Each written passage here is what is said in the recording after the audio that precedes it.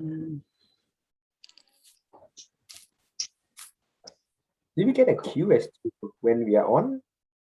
We'll just be able to begin, Jess. The other panel that I was on a day or so ago was the moderator kicked things off on the hour, so or at the allotted time. So okay. I think yeah, you can call us to order at 1/2 the hour.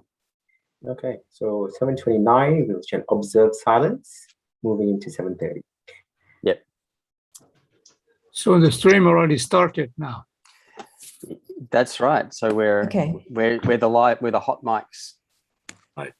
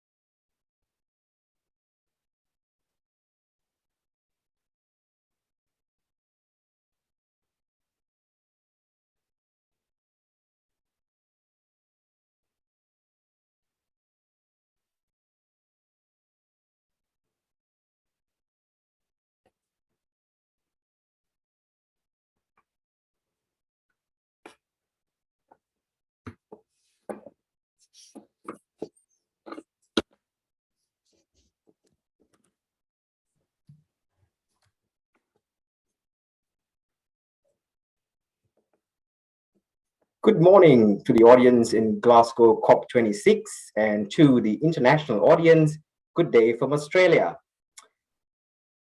We are live streaming here from a few different jurisdictions from GBPN team and stakeholder bodies. And to this end, I'd like to pay respect to the culmination of the original country from where I am live streaming. And I say this not in a perfunctory way, but in a respectful way, for a lot of the traditional knowledge and indigenous context is very much relevant to the context of building and energy. So to that extent, I pay my respect to the traditional owners of the land that I'm live streaming from, and I also share that sentiment with all my other colleagues here. We are in the Business Pavilion for Climate Leadership, and today is the Energy Day. It's about building's role in the energy transition. So my name is Jaswin Yogaratnam, and I'm the Head of Policy Reform at Global Buildings Performance Network and the Monash University Regional Program Office for Asia Pacific. We have a great lineup today of diverse talent and expertise, and I'm very privileged to be here today because I'm sharing this platform with very esteemed and dear colleagues of mine from various jurisdictions. So the aim today is really about for us to talk about the how to. Over the last few days, you would have heard about the why and the what in terms of energy transition. Today, we're talking about the how to, for that is the core business in policy reform of GBPN. We're going to talk about the how to develop and implement policy reform that plan to help countries achieve their national determined contribution. Experience from policy developments on the ground in Indonesia and regionally will be shared by key policymakers and experts.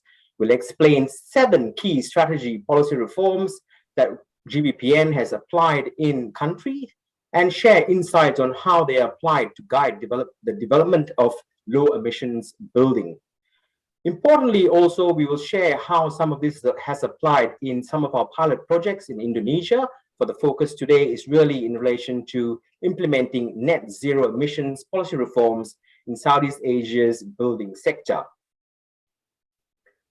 On that point, it's good to note that the International Energy Agency has noted that COP26 will aim to finalize the ground rules on NDCs and to reach net zero emissions by 2050. Annual clean energy investment worldwide must more than triple by 2030 to around $4 trillion annually, with 70% of additional spending to close the gap between announced pledges and the 1.5 degree compatible trajectory that is needed to engaging in developing economies. The World Bank itself has put together 3 pillars. Number 1, to integrate climate and development. Number 2, to identify projects at country level, which is where GBPN is actively engaged, to tackle mitigation and adaptation. And number 3, to channel appropriate sources and structures of financing toward these projects in a manner that maximizes impact. With that, I'll now like to move on to the proceedings of the day. So it's structured in a way where we have 2 presentations to begin with, followed by a panel session. To begin with, we have our first intro speak by our very own board member, Jane Headley. Some information on Jane. So Jane is a global leader in driving change in the building sector, being much needed to bridge the gap between market lead and government actions. Expertise is in strategy, finance, operations, and as a CEO and management consultant. She is a staunch believer in the power of people and local action as the biggest source of power to achieve anything we put our minds to. So I hand over the floor to Jane.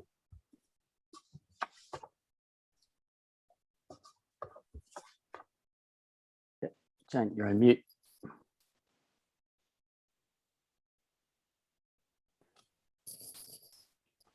No, you don't hear it. You're still on mute, Jane?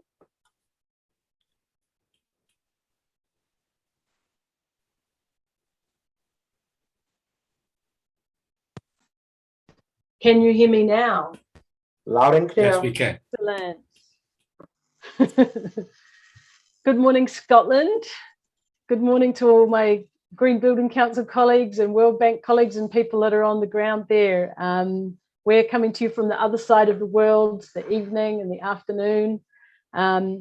It's great that there's a second actual building focused day at COP. I know the last one was in Paris several years ago. So congratulations on all the work and pulling this together. It's fantastic. I remember back in COP15 in Copenhagen, that was the first time we had a delegation of people going to the COP to actually represent the common voice of the building sector. So it's been 11 years of participating in these events to really showcase how important the building sector is to unlock the challenges in the complex value chain that we have. And so it's great to be with you today to be talking about some of our amazing projects on the ground in Indonesia. I think it's really interesting that none of us are there at COP. So we know that COP is a very top-down event, and it's a very important to get the top-down right. And it's very appropriate that us coming to you from the other side of the world, we have a very bottom-up focus. So our focus is entirely on how we empower local action. Those of you who know the GBPN, the Green Building Performance Network, we used to be a policy think tank. So we were really good at doing research and writing reports and pulling together best practice policy methods. But we saw a gap a few years ago of those actually being used and implemented. And so GBPN 2.0 has really taken the complete opposite approach, and we've flipped from being a think tank to a do tank. And so today is really about unpacking our new way of working to empower the people on the ground in countries to be able to take the knowledge that we've gathered over the last quite a few years, all of the amazing tools and information and research that we have, to actually implement it on the ground and really bridge that gap between knowledge and implementation. And that's our real focus for today. So as Jez said, I'm focused on people. I'm all about people. And one of the things that I found over many years is that collaboration and working in partnerships between government and industry and different NGOs and different groups is actually really hard. And so there's particular roles that get left out, and that is that role of the facilitator and the role of the groups and the platforms and the ways that we come together as different entities into one common vision and one common direction. So I'm really excited to hear from the team today and for them to share with you about what they're actually doing and how we're actually creating some models that enable that. So we go from really having a policy focus to a people focus. Me coming from New Zealand, we have a term here called kaitiakitanga, and that means guardians of the earth. And so I really see that we are creating many kaitiaki or guardians within government and within Indonesia today and in other countries that we work, and really enabling and empowering people to actually be what they want to be, and that is to take responsibility and take action for their own environment. So on that note, thank you for joining us today, and I'd like to hand over to Peter to get into some of the detail about GBPN. Thank you. Thank you, Jane. And on the note of people, GBPN is very much into the people-centered approach, and I think Peter will move on to discuss some of the top-down developments on implementable building sector actions on the NDC that GBPN has been involved in. Just a bit on Peter. Peter is clearly one who has developed lots of strategies on the building of networks within civil and private sector to decarbonize the building sector. He's also very passionate about enabling personal transformation through education as a catalyst for the global change. The floor is yours, Peter. Thank you, Jasmine. Thanks, Jane, very much for those stirring words in the introduction. I'm going to share my screen to begin a short presentation.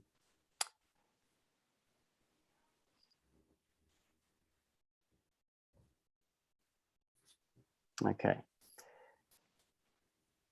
So what I'd like to do today is, as Jane mentioned, we have been developing a lot of capital in knowledge and best practices, and we've made this shift to think how do we really bring that down to enable change. And so I want to provide some insights into the how-to of implementing zero emissions policy reforms in Southeast Asia's building sector.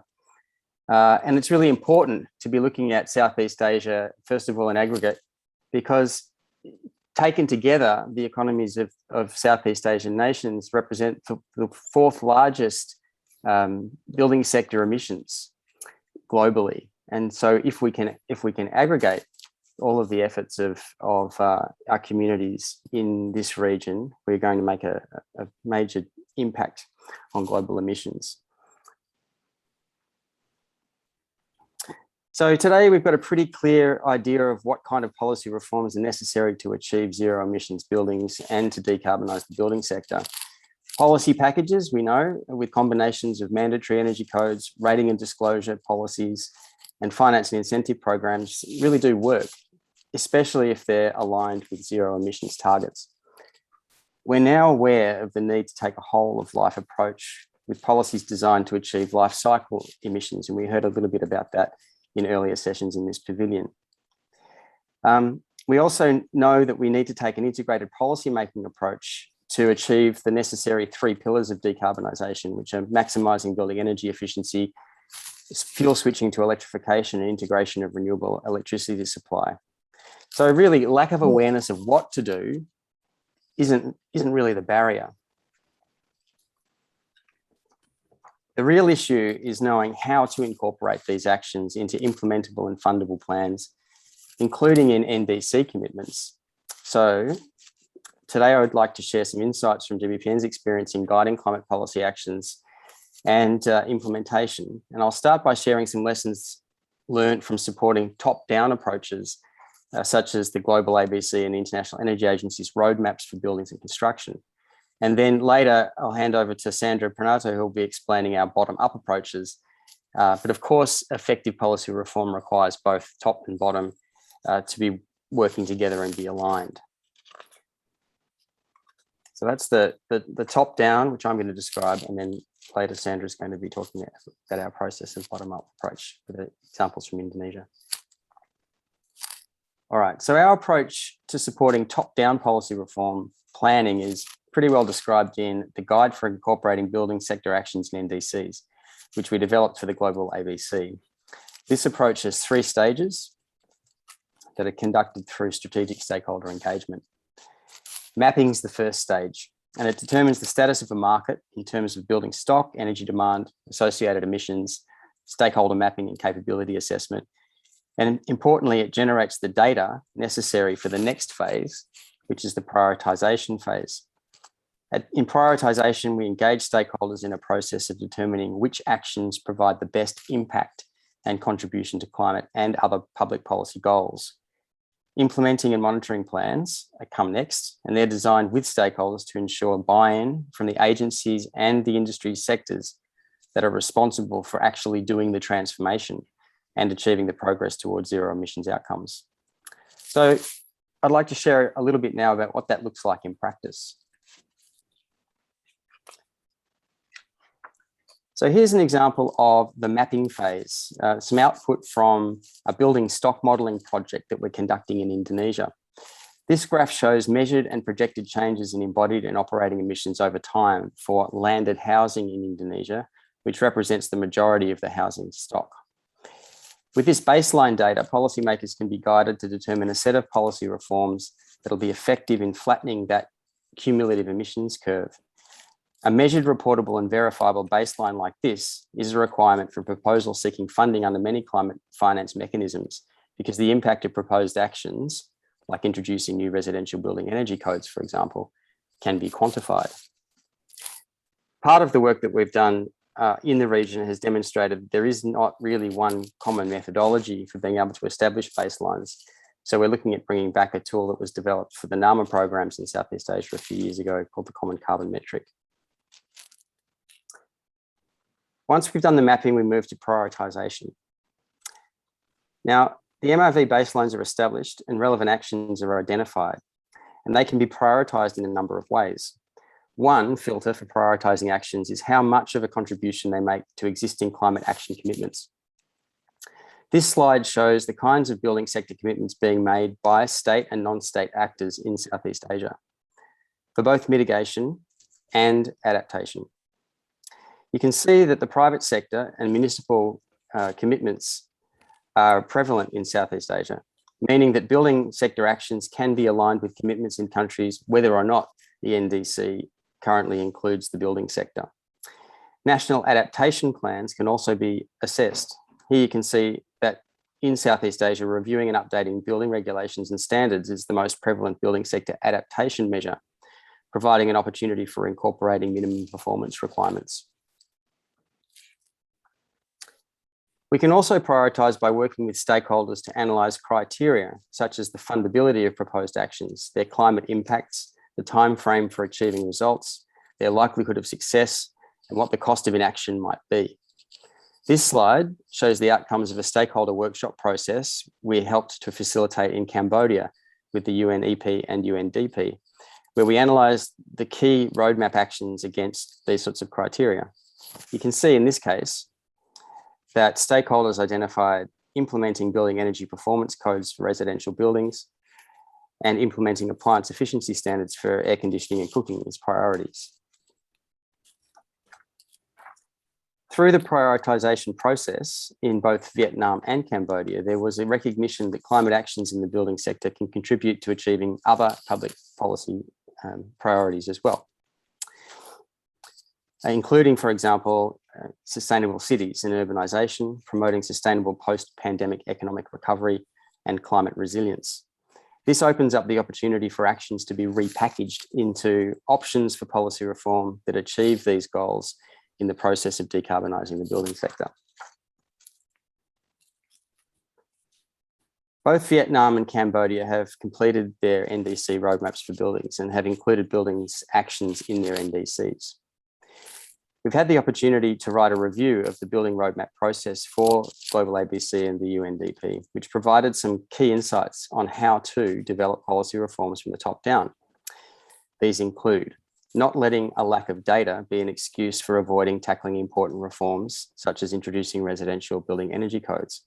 Instead, make filling the data gaps an integral part of the policy reform plan, which remains a living document that can be continually improved. We can broaden stakeholder engagement as well to include stakeholders that represent aligned non-climate interests, such as departments of public health. And broader stakeholder engagement processes also lead to new opportunities for developing buildings actions for NDCs that work across policy portfolios. We like to emphasise this point because, after all, low emissions buildings can be a solution for problems other than climate change. So that gives you some insight into how to implement a top-down approach to planning policy reforms for achieving zero emissions buildings. But they can't work without also implementing effective bottom-up reform strategies. So that's where I'll hand over now to Jess and to bring Sandra into the conversation to walk us through the bottom-up approach. Thanks again. Thank you, Peter, and great takeaways in relation to the top-down integrating into the bottom-up approach that GBPN applies in the jurisdictions we work at. And to that end, we perhaps move into Sandra Pranoto. Sandra Pranoto is our Indonesia Senior Advisor at GBPN. She is also a lecturer at the Green Building Policy and Finance in Indonesia Banking Development Institute, an experienced private sector development and green building specialist on policy reforms in East Asia, particularly in Indonesia, Philippines, Vietnam, and Myanmar.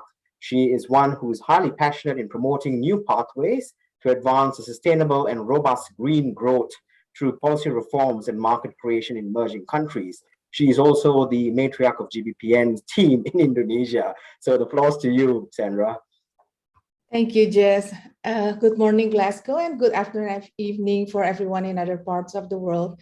Thank you for the opportunity today to share about the GBPN's 7 key strategies for supporting long-term policy reform. I will start the presentation actually by sharing a bit about Indonesia as a pilot case here and why these 7 strategies fit perfectly in helping emerging markets like Indonesia and other similar countries in the region in tackling climate change issues through a sustainable policy reform process. So in the next slide, we'll see that currently Indonesia is among the top 5 emitters in the world with its rapid urbanization, where the growth of the cities are expected at more than 4% per year, which is among the highest in the region. The energy intensity is expected to increase as well, especially from household and commercial. According to an ISR study looking at all sectors from the period of 2013 through 2019, it was clear that building sector consumes more than 60% on average of the total Indonesia's electricity consumption. However, buildings are not always part of the problem here because it could also become part of the solution, as well as which is noted also by IFC, which is in one of their studies, they mentioned that 80% of the climate investment opportunity by 2030 actually lies in buildings more than any other sectors. So the government of Indonesia has also set several climate goals, from NDC target of 29% carbon reduction without the international support, or 41% of reduction with international support by 2030. And the most recent one is they issued this net zero emissions, which is targeted to be achieved by 2060 or earlier.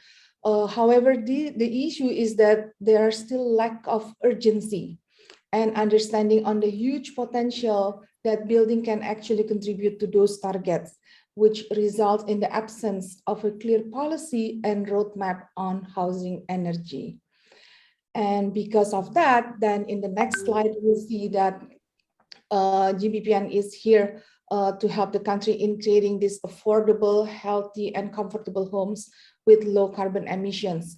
Our priorities, so if actually to support the government, then the key stakeholders in numerous activities that not only focusing on the policy reform, developing a sound policy and roadmap on residential building sectors, but also increasing the understanding, the awareness, the capacity of the policymakers and market players on the net zero emission residential buildings. We are grouping our activities into three main approaches or themes here, which is the first one is public policies and incentives, working hand in hand between national and subnational government to work on the policy reforms that can be really implemented well on the ground. And then secondly, on the market knowledge, technologies, and financing, creating sustainable and robust building market that use applicable technologies and provide access to finance for business to grow. And in the end, we also raise awareness among stakeholders, so more people will realize the huge potential of this sector and become a believer of this movement. In the next slide, we'll see the policies that were issued in the past almost 1 year in Indonesia. So Indonesia, for almost a decade, has launched several green building related policies at the subnational level and also at the national level. From the National Green Building Codes that was just recently revised and issued. And before that, even there are some local green building regulations that were issued at major cities like Jakarta, Bandung, and Semarang. While it's quite encouraging to see all this development, but numerous gaps have been identified as well, from policy drafting, licensing process, data collection, capacity and monitoring, which make those green building policy implementation and replication becoming a bit challenging here. So therefore, there is a need for a reform strategy that really works here in Indonesia. Next slide, please. So then that's why GBPN here, we developed these 7 strategies to support, enhance, and stimulate better public and private sector coalition and coordination toward meeting the nation's climate goals through developing and implementing a sound policy that is evidence-based, that addresses the right issues and that is applicable on the ground. The methodology that we use is a bottom-up approach, like what Peter mentioned, that through series of consultations with local and national experts in HIDUP coalition. HIDUP itself is this formal group of building and policy experts from various backgrounds, policymakers, academicians, consultants, private sectors that meet regularly to discuss policy reform opportunities on net zero emission buildings. And we got also insights from GBPN's international community, and we also get results gained from our pilot municipality in Indonesia. So these strategies has been tested here in Indonesia in one of the municipalities. And next slide, please. And if we're talking about these 7 strategies, these are the key ingredients in the policy reform process. It all starts with the importance of building stakeholders' engagement policy platform or coalition among the key stakeholders to ensure that all is working toward common goals based on their roles and responsibilities. This coalition can be the embryo for an effective policy dialogue where policy challenges and opportunities can be identified early. And on second one, under data, in order to clearly see the issues and determine the policy targets, an effective policy needs to be based on a clear set of data. We're talking about evidence-based policy here of the current condition, where we are right now, baseline, what we want to accomplish, where, when do we want to accomplish that, the targets. So how we're going to close that gaps, how we're going to meet those goals.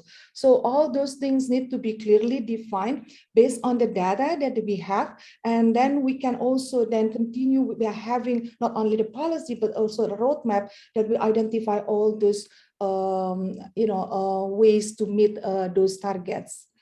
And under strategy 3, we're talking about integration here. We're talking about how we should encourage this vertical and horizontal policy integration interventions to ensure harmonization of all of these policies, because policies actually could come from subnational, also come from national level here. So so we need to ensure there's a smooth on the ground policy implementation process in emerging markets with strong decentralization system like Indonesia. Unfortunately, it is quite common to have overlapping of regulations at the vertical between national and local governments, and also horizontally between ministries and national agencies. So we need to really apply this strategy to ensure that there's no overlapping of regulations and there's no confusion in terms of the policy implementation.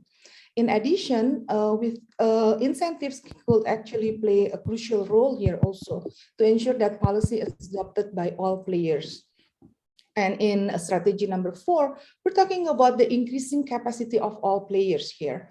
Public and private sectors is important here to ensure that the knowledge gap is closed, that everyone is on the same page in terms of understanding, in terms of their level of knowledge, in terms of having the same goals, ambition on the sector, and also on the policy reform initiatives. And then also with the education, the importance of establishing a learning management system to also include climate solution education campaigns to ensure that sustainability of the policy reform process here. This reliable system and campaign can help educate a lot of people on the net zero emission residential building issues and raise community awareness.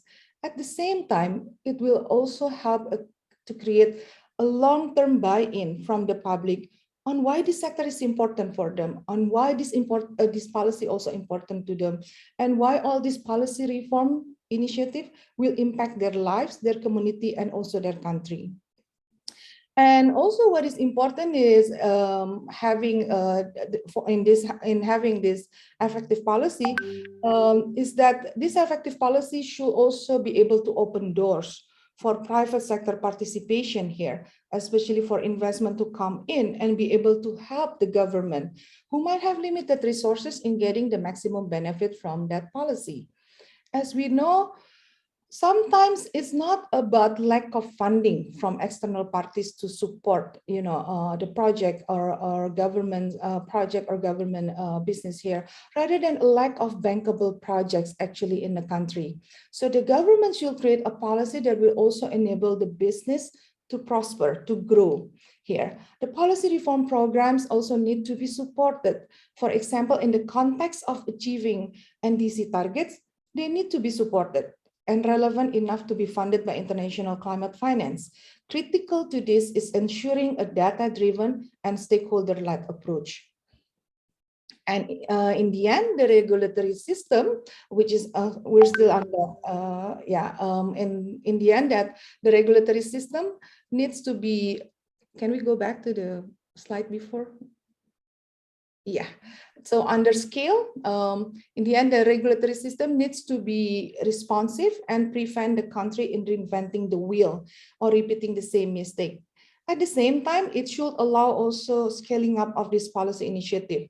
The system should promote this peer-to-peer learning opportunities among the policymakers and allow the policy implementation to be monitored well. So the local governments do not have to look far for successful policy reform initiatives here. If their neighbor cities can do it, they can also do it, or even deliver it better than their neighbor cities or their neighbor countries. So those are the 7 strategies. But then now we see in the next slide, in how does it actually work in Indonesia through GBPN ongoing initiatives. So you see GBPN initiatives, although GBPN 2.0, like Jane mentioned, just started, I think, 2 years ago, and just started actually in Indonesia actively 1 year ago.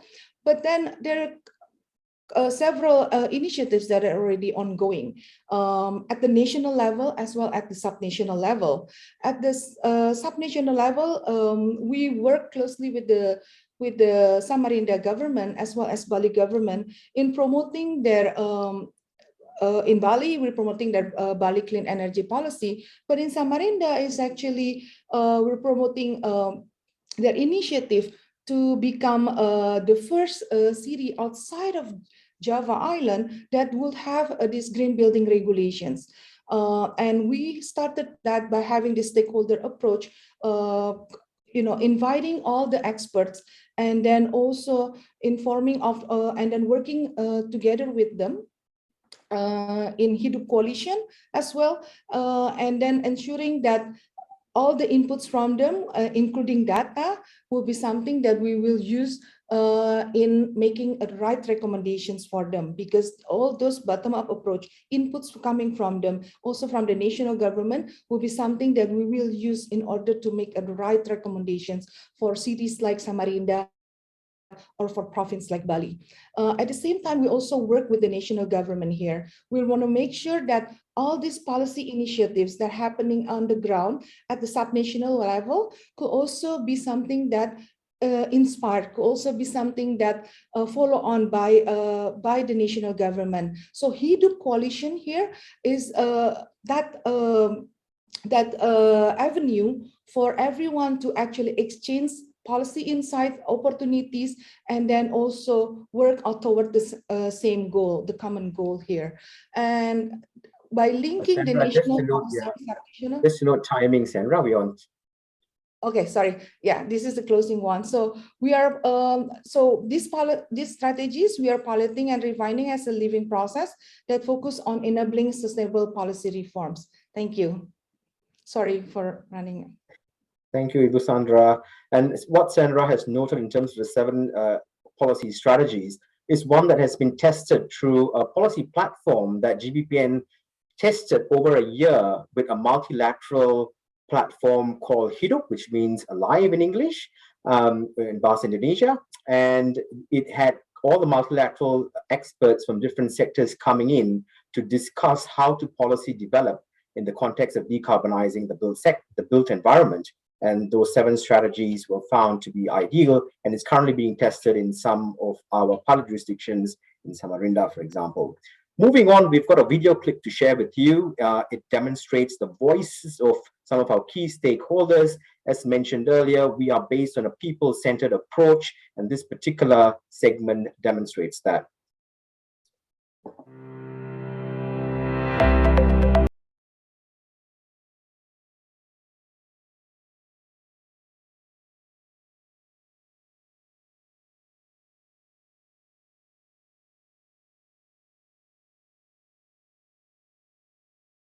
Tadi kita sudah melaksanakan kegiatan terkait smart building dan green building. Jadi kegiatan yang dilaksanakan oleh GBHN bekerja sama dengan Pemkot ini sebenarnya sangat bagus.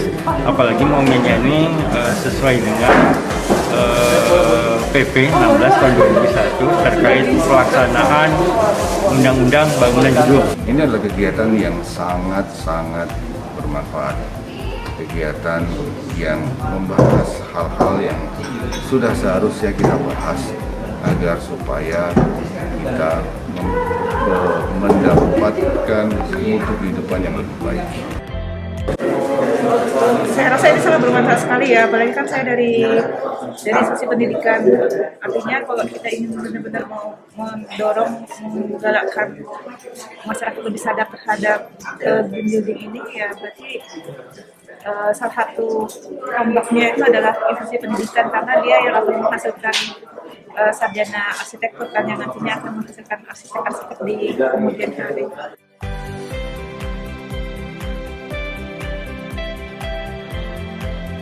kasih.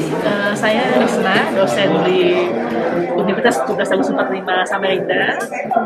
Hadir di sini bersama mahasiswa untuk bisa mereka menerapkan apa yang menjadi idenya GBPN dalam desain mereka nantinya, dalam mendesain rumah tinggal ataupun bangunan publik lain yang bisa green, menjadikan Samarinda green, menjadikan Samarinda setara dengan kota-kota besar di Indonesia. Dan mudah-mudahan mereka juga bisa, bapak-bapak dan ibu di sini bisa menangkap message yang kami sampaikan bahwa low carbon atau zero carbon itu penting, dan untuk mencapainya itu tidak sulit gitu ya. Yang dibutuhkan adalah kemauan untuk melakukan hal itu. Baik, Provinsi Bali menjadi salah satu daerah pertama di Indonesia yang menerapkan kebijakan energi bersih atau clean energy. Hal ini kami lakukan dengan mengoptimalkan potensi-potensi yang ada di daerah, terutama untuk potensi energi bersih maupun energi baru terbarukan. Tentunya kita Core Udayana bersama GBPN itu bisa memberikan sumbangsih yang cukup besar kepada pemerintah Provinsi Bali, khususnya di bidang bimbingan bantuan teknis, yaitu seperti misalnya melakukan analisa berbasis data tentang kebijakan yang telah dibuat. Kemudian juga bisa memberikan international best practice yang tentunya menjadi semacam contoh gitu, contoh yang apa yang sudah dilakukan negara lain secara internasional di bidang energi bersih ini, bisa menjadi acuan oleh Provinsi Bali untuk mencapai Bali energi bersih ini.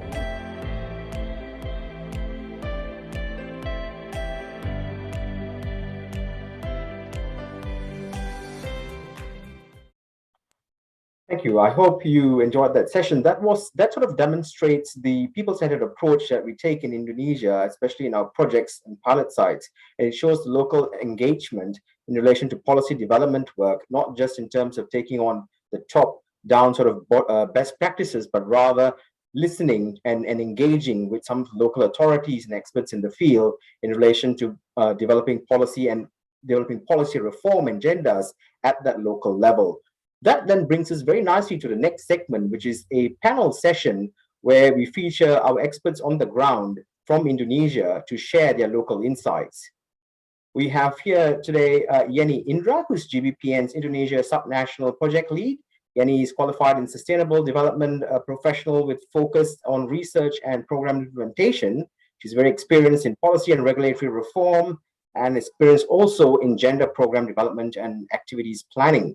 We've also got John Respati, who's the head of Indonesian Energy Conservation and Efficiency Society, and he's a senior activist and a long-time advocate for clean energy development for low carbon and sustainable development. John has an intimate knowledge of government clean energy policy regulations, and he has a great passion for seeing energy efficiency as the first fuel and for seeing its strategic role in national and global energy transition. With that, we commence this panel session with some questions to both Yeni and John. We'll perhaps start with Yeni. Yeni, could you explain how some of the policy strategies have been applied in Samarinda? So Sandra has put forward 7 of those key policy strategies. From your experience, how subnational initiatives could catalyze change and action some of those policies in relation to decarbonization efforts? So thank you, Jess, for the opportunity. This is quite interesting. Like Sandra already mentioned, how we shape up the strategy to enable the people-centered approach. And that people-centered approach not just stop at the first strategy, but also goes along to all the entire strategy from strategy 1 to strategy 7. So this approach was like focusing on what all the people needs at the subnational level. This is encourage the process of consultation and also aware of what are the needs, the things that needed by the local government.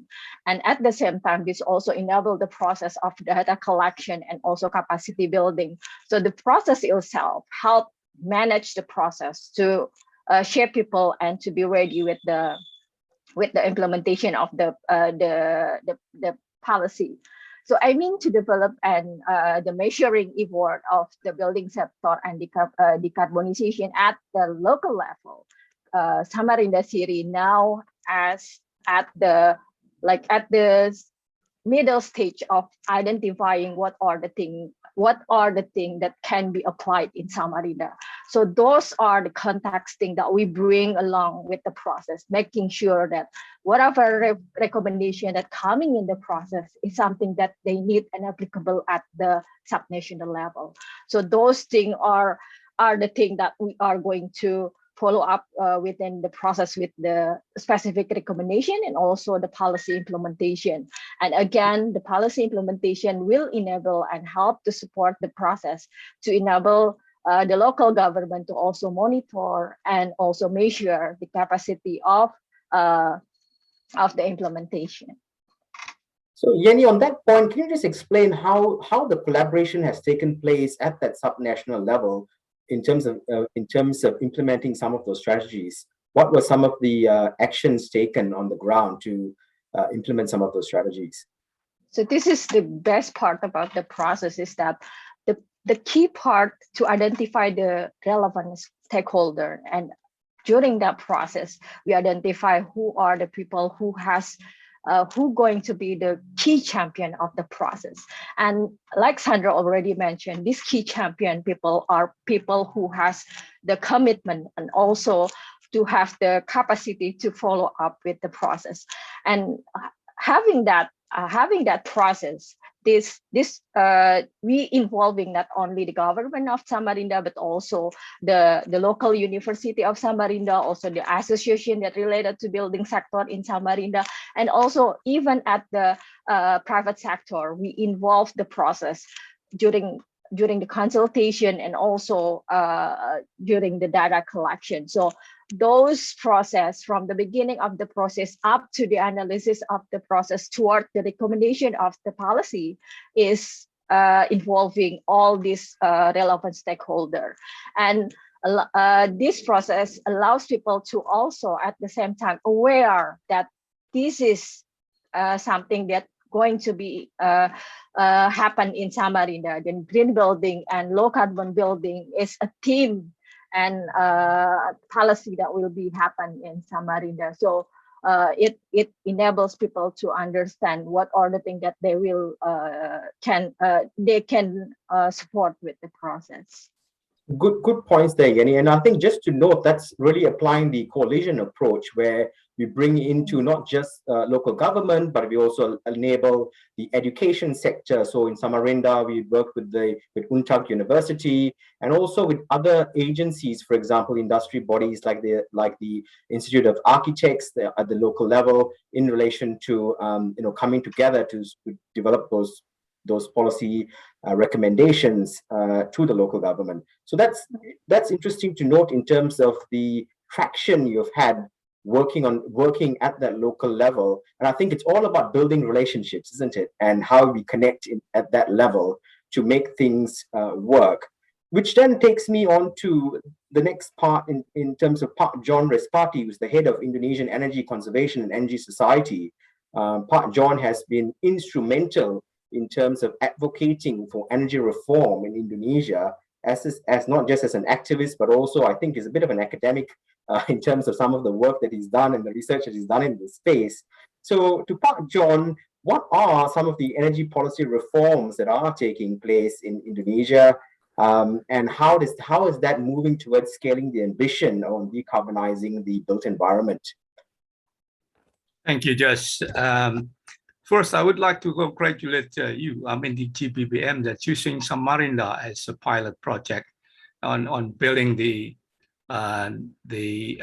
bottom-up approach in developing the green energy building, because the relevance of the future relevance of Samarinda is interesting, because as you know, the government of Indonesia is going to move the capital city of Indonesia to to East Kalimantan, and that is not so far from Samarinda.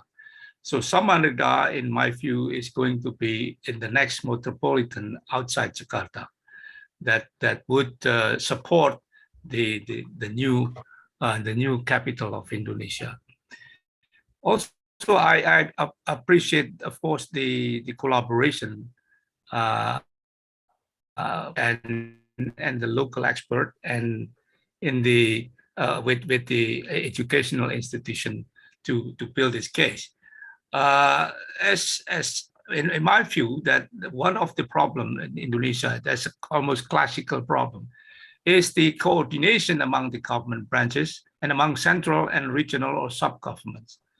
I do hope that this approach of yours is going to help this narrow the gap between the coordination, what the central government wants and what the sub-governments can do and will do to implement that. This is classical problem.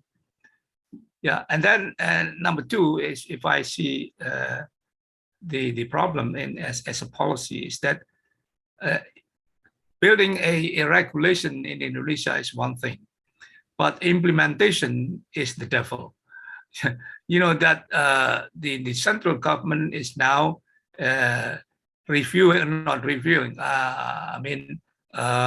improving, improving the core regulation on energy efficiency and conservation. It was established for the first time in 2009. Only now is being reviewed and going to be improved. So we hope that this new core regulation is going to be issued, because that is more more rigorous, a more clear policy towards building, among other things. So of course the core regulation is not only for building, but for the other sectors of the economy. So Pak John, sorry, carry on. Yeah, so carry on. So Pak John, just in terms of MASCAI's contribution here, because I know MASCAI has been working closely on many levels to enable such policy reform to take place. So could you perhaps give us some insight to some of the work that MASCAI has done through perhaps enabling some of that policy reform in the energy space to take place through your own consultation and white paper development processes, for example? So yes, for example, we have 4 groups that address the energy efficiency problems or issues in each sector of the economy. In terms of policy reform, as I just mentioned, we are very intimately involved in improving the core regulation, as I said. So we are now at the moment, we are, this morning, as a matter of fact, we are starting to review the implementing regulation. So the PP, the government regulation, is the central government regulation. It is just below the law, so it is implementing the law. But to implement the government regulation, you need ministerial decree. So we are reviewing ministerial decree to implement, to make it operational of the government regulation. One of the important that we are starting to review is on the energy management obligation. And the government now make it mandatory for certain category of entities or buildings, in this case, among other things, to perform, to conduct energy management. So in terms of building, we are closely also working together with the Ministry of Public Housing, that the criteria of the obligation to conduct a energy management, for example, is now looking at or going to base on the Ministry of PUPR, which is 5,000 square meter now. in the past, in the current regulation, it is 6,000 ton equivalent, oil equivalent. This is ridiculous, because that kind of energy is equivalent to 250 or 300 stories of building that is going to be mandated to perform energy management. Now it's reduced to 5,000 square meter or 500 ton equivalent. So it means that it's going to be to broaden the stakeholders, to broaden the houses or the buildings that have to perform energy management and energy reporting to the government. So that kind of co-regulation is needed as soon as possible. And I hope that that is going to be issued before the end of the year. Thank you, Pak John, for those comments. I think it does sound promising in terms of the work that you're doing. It's catalyzing the reform process, or at least providing that insight to both local government, but also central government in terms of what to look at and how to go about doing it. What I hear in terms of your thoughts there is that there's a bit of a need for a whole of government approach, isn't it? We need to sort of have the Ministry of Energy, the Ministry of Public Works and Housing, the Ministry of Environment, all coming together to harmonize the policy reform strategy. Because sure, I think one of the bottlenecks perhaps is in relation to each one having regulations that perhaps don't speak to each other, in which case that could be another layer of complexity. So do you want to speak to that point, Pak John, in terms of... Sure. Yes, you are right that the Indonesian major problem was the coordination, as I said just now, and also the separate regulation issued by the ministries. Yeah, as you know, Indonesia has conducted what we call omnibus law, and the PP number 16 of the PUPR, the public housing, is one of the example of implementing or catching the spirit and regulation approach of the omnibus law. So the PP 16 for building is very good. I think they basically is establishing a green building code, national green building code, and has to be followed by everybody.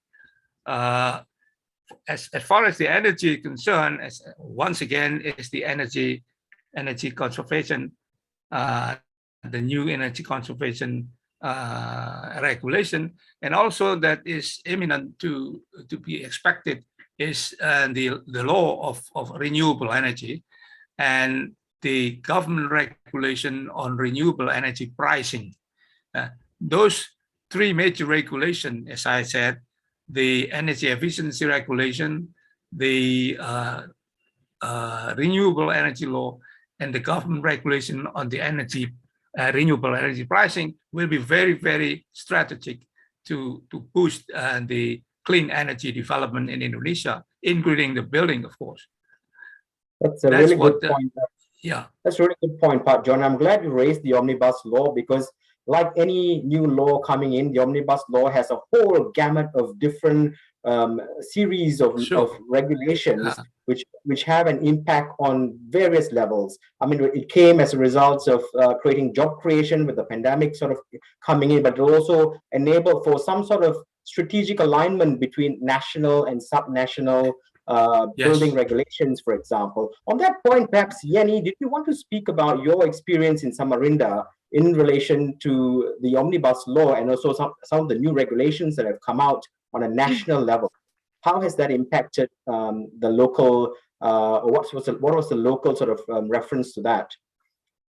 Yeah, so this is quite interesting because just like other law that coming from national, it doesn't really follow with the well-prepared process to follow, like clear protocol on what are the things that the local regulation needs to follow. So having that in mind, what happened with the subnational is that they need to like find the way, like John have already mentioned, how to make the alignment between the national regulation and the subnational regulation. And it has never been easy to do that, because Definitely not. Yeah, absolutely not. And then because of the limitation and also the capacity at the local level also limited. Exactly. That's That's another point. challenges Yeah. that holds the process at the subnational level. But I think this is something that the national government also can support the local government with, because by providing a clear process and also a clear protocol and also a good system in place on a particular national regulation will help the implementation. So if you, John, you mentioned that there will be some kind of implementation strategy coming from national level, that will be helps a lot for the city government and the local government to work with the situation. And then having in mind that Indonesia have 550 local regulation, and they have decentralized capacity to work also on their own regulation. So having that point at the same time and having the omnibus law implementation, it's also an opportunity on how to tweak the process and find the right entry point toward this low carbon building target. Excellent. So again, I agree to that. And for example, the PP number 16, it's an effort from the government, for the standard government, to be inclusive, to to help the subnational like Samarinda, because as I understand, the PP number 16 is on the National Green Building Code. It will eliminate the need for the local government to issue their own regulation. So it will be top down. Excellent point, Pak John. Yeah. On that one, I'm just noting we are sort of running for time, but I like the point in which both you and Yenny have put in have talked about that law, because the law actually, what I note, creates an opportunity. So that's a great thing to note. We have got 2 minutes to go, and we've got some closing remarks. And there may be some questions from the audience. I would encourage if you could put that in the chat box, just so we can proceed with the closing remarks, because we are brevity of time. We perhaps proceed as planned. So with the closing remarks, I'll perhaps first head to Peter. Do you want to add some comment? Thanks, Jez, and thanks everybody for sharing those really important insights from the field. I just want to bring in the context of 2030 and connecting it back to some of the key messages that have been put through the pavilion in other sessions this week, that in order for us to stay on track to meet the Paris targets and 2050 goal of zero emissions, we have to halve building sector emissions in 8 years. And we've heard calls for deep and radical collaboration. And I think what we've seen today from the teams in Indonesia with the 7 strategies, and also even from stakeholder engagement from the top-down level, is that this people-centered approach is what this kind of deep and radical collaboration looks like. And we need to really enable that, because it is these people that are going to make this transition possible. And that is really, I think, to paraphrase what Jane said at the beginning, that it's not just about policy at the end of the day, it's about people. Thanks, Jez. Thank you, Peter. And on that note, perhaps just another closing remark, that we'd like to see Indonesia move forward with buildings as part of the NDC. So I think a lot of the work that we are doing in Indonesia will perhaps lead towards that. And Jane, did you want to add a final remark before we move to the last video clip?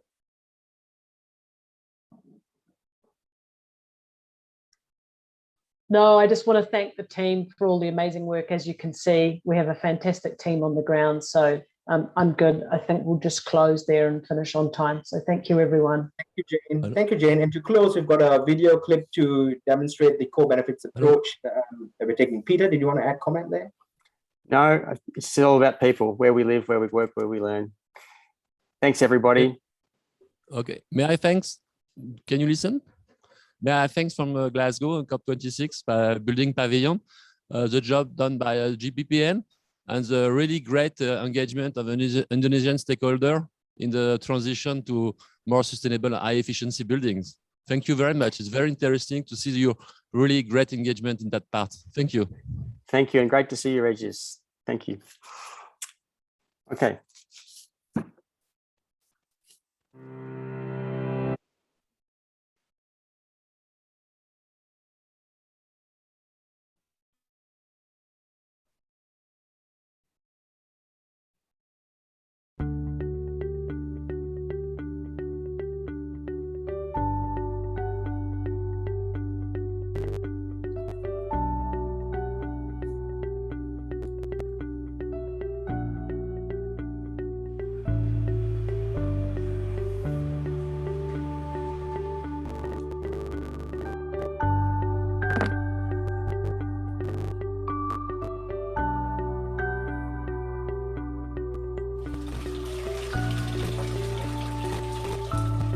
Ya, saya merasa lebih baik karena kan kalau di tempat sebelumnya anak saya terlalu kena kayak kena pelet di air gitu, airnya kotor karena kan banyak ininya luka-luka gitu kayak semacam biang keringat Kalau di sini kan alhamdulillah dia lebih sehat, kulitnya pun nggak sensitif karena kan airnya juga kan kejaga, lingkungannya juga kejaga, kebersihannya kejaga, jadi ya lebih puas lah tinggal di sini.